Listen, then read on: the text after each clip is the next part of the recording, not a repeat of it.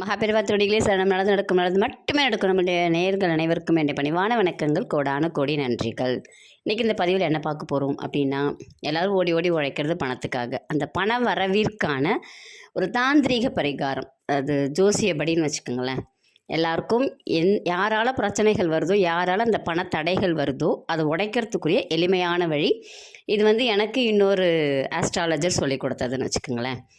என்ன பண்ணணும் அப்படின்னா, புதன்கிழமையில் எடுத்துக்கணும், சரிங்களா? புதன்கிழமையில் காலையில் 6லேருந்து 7 அன்னைக்கு மட்டும் அந்த டைமை ஃபாலோ பண்ணிக்கோங்க. காலையில் புதன் ஓரை 6லேருந்து 7 அந்த டைமுக்குள்ளார நீங்கள் குளிச்சுட்டு ஒரு கண்ணாடி பவுல் எடுத்துக்குங்க.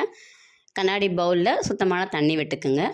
அந்த தண்ணியில் ஒரு சிகப்பு செம்பருத்தி பூ, ஒத்த செம்பருத்தி, சிகப்பு செம்பருத்தி பூ, அடுத்து கொஞ்சோண்டு பச்சை கற்பூரம், ஒரு ஏலக்காய், கொஞ்சோண்டு மஞ்சத்தூள், ஒரு கிராம்பு, இதை மட்டும் போட்டு அந்த கை விரல் இருக்குது இல்லைங்களா, அந்த சுண்டு விரல், அது புதனுடைய விரல், அந்த விரலை உள்ளே வச்சுட்டு உங்களுக்கு புதனுடைய மந்திரம் தெரிஞ்சிச்சுன்னா புதனுடைய மந்திரம் சொல்லுங்கள். இல்லையா, பணம் தனம் தினம் தினம், பணம் தனம் தினம் தினம், பணம் தனம் தினம் தினம் சொல்லுங்கள்.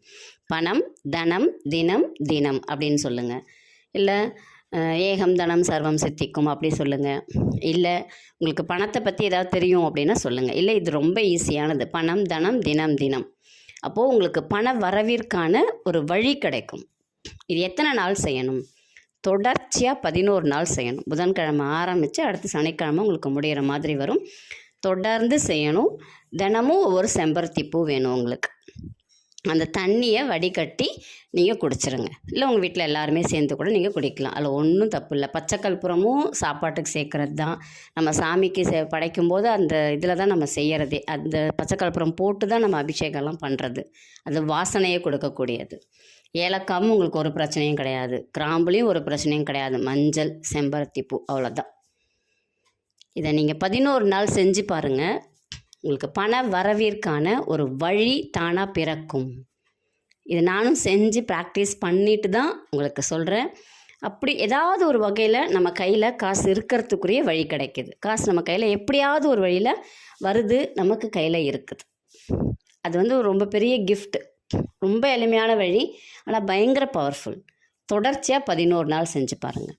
அடுத்த புதன்கிழமை திரும்ப ஆரம்பிங்க. நீங்கள் பணம்லாம் கேட்கலாம் வேணாம், எந்த ப்ரேயர் வைக்க வேணாம். காலைல ஒரு கண்ணாடி பவுலில் மட்டும் செய்யுங்க. தொடர்ச்சியாக 11 நாள் செம்பருத்தி பூச்சி செஞ்சு பாருங்கள். உண்மையாலுமே அப்படி ஒரு நல்ல ஒரு ரிசல்ட் கொடுக்குது.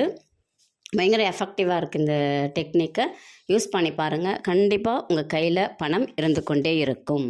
நம்பிக்கையோடு செய்யுங்க, நல்லதே நடக்கும். இன்னொரு ஒரு வேண்டுகோள் என்னென்னா, இங்கே கடன் இருக்குன்னு கடனை நோக்கி போகாதீங்க. எனக்கு பணம் வேணும் பணம் வேணும்னு கேளுங்க.